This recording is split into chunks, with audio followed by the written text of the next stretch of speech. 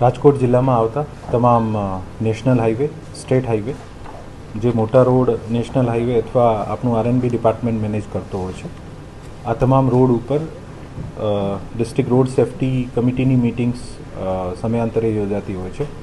અને આ મિટિંગ્સમાં આ વસ્તુ ધ્યાને આવી છે કે ઘણા બધા ઔદ્યોગિક એકમો દ્વારા આ પેટ્રોલ પંપ્સ છે, અમુક હોટેલ્સ છે, આના દ્વારા ગેપ ઇન મીડિયન જે છે આને બ્રેક કરવામાં આવ્યા છે અને આ તોડીને જે રાહગીરોની જે જાનમાલની સુરક્ષા જે છે આને જોખમમાં નાખવામાં આવી છે. આ તમામ રિપોર્ટ જે છે આરટીઓ દ્વારા તમામ રોડ ઉપર ઇન્સ્પેક્શન કરીને કેટલા ગેપ ઇન મીડિયન તોડવામાં આવ્યા છે આનું એક સર્વે કરવામાં આવ્યું હતું.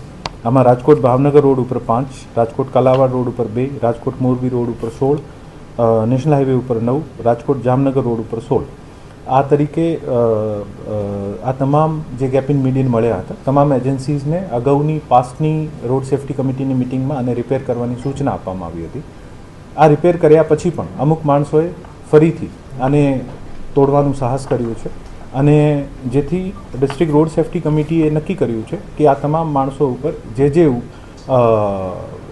જે લોકોએ અત્યારે હવે મીડિયન તોડશે અથવા જે તોડી દીધા છે અને આને 15 દિવસની અમે એક સમયસીમા આપી છે કે આપ રિપેર કરી નાખો. જે રિપેર નહીં કરે તો આ તમામ માણસો ઉપર એફઆઈઆર દાખલ કરવામાં આવશે. બીએનએસની કલમ 324 અને prevention of damage of public property એક્ટની સેક્શન 3 હેઠળ આ તમામ માણસોની જાન જોખમમાં નાખવાનો અને પબ્લિક પ્રોપર્ટીને તોડવાના બદલ આના ઉપર એફઆઈઆર થશે. આ કામગીરી અત્યારે શરૂ થઈ ગઈ છે. રાજકોટ ભાવનગર રોડ ઉપર 5 મીડિયનની એક એફઆઈઆર ઓલરેડી અમે કરી દીધી છે. 5 મીડિયનની સંયુક્ત એફઆઈઆર કરી છે અને આમાં ઘણા બધા મલ્ટિપલ વ્યવસાયિક એકમ છે અને જૂનોથી તોડેલું છે, જેથી ચોક્કસ માણસ કોણ છે ખબર નહીં કરી શકાય. તો એક નનામી એફઆઈઆર દાખલ કરવામાં આવી છે. પણ હવે આ બધા રિપેર થશે ને હવે જે કોઈ પણ સંસ્થા તોડવાનું સાહસ કરશે તો અમે નામજોગ એફઆઈઆર કરીશું. અને જે પણ સ્પષ્ટ રીતે દેખાય છે કે આ પેટ્રોલ પંપ એક જ છે ને આ પેટ્રોલ પંપવાળાએ તોડ્યું છે અથવા કમર્શિયલ એકમ એક જ છે ને આને તોડ્યું છે, તો આને અમે વિનંતી કરીએ છીએ કે આ 15 દિવસમાં સ્વખર્ચે આ મીડિયન તમામ રિપેર કરાવી લો અને આ જે રિપેર નહીં કરાવશો તો આપને ઓફકોર્સ અમે બધા પગલાં લઈશું ને આપને ઉપર એફઆઈઆર પણ દાખલ કરાવીશું.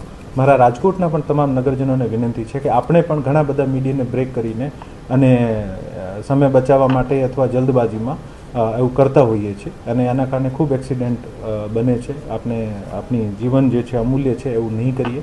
અને કદાચ નેક્સ્ટ ગેપ જે છે 1.5 કિલોમીટર આગળ હશે પણ આપણે આ જે પ્રોપર સરકારે જે બનાવેલા આખું ટેકનિકલ અભ્યાસ કરીને જે ગેપ બનાવ્યો ત્યાંથી જ આપણે પસાર કરી એવી વિનંતી પણ કરવામાં આવે છે.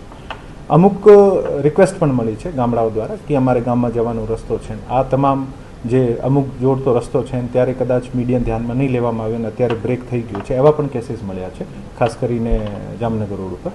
તો આરટીઓને અને એક્સીએને જે પણ રોડની એજન્સી અત્યારે વનડેમ કરે છે એને સૂચના આપવામાં આવી છે કે આપ આનો અભ્યાસ કરો, ટેકનિકલી શું યોગ્ય છે ને એવી રીતે પછી ફ્યુચરમાં આગળ વધીશું.